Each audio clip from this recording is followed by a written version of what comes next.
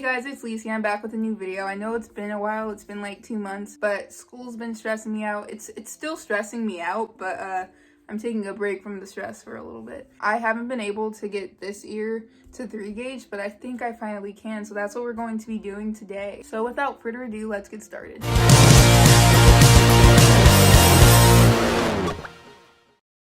I already cleaned my ears, so I don't have to worry about that.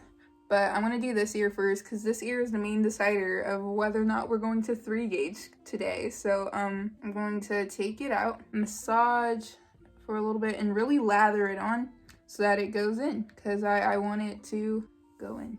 I've been waiting to get to 3 gauge for 3 months. I got some new plugs and they're much heavier, so hopefully they really help with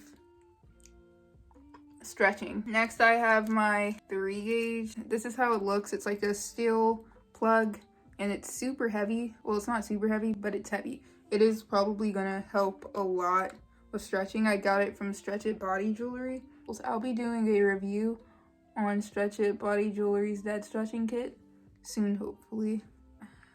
So far it's looking a little tough. Okay. And we're at 3 gauge in this ear. Here's what it looks like. I know it's a little red. That's just from massaging it. Massage on the plug. See, this one in super easy. Wow. Okay. I'm not going to massage this one as much. Okay, well that was my 3 gauge stretch. I hope you enjoyed it. Don't forget to check out my other stretching videos. I'll have a playlist linked in the description. I also have videos on how to fake different types of piercing, so I'll link that in the description too, and both of those videos in the cards. Don't forget to like and subscribe down below for more videos, and I'll see you next time.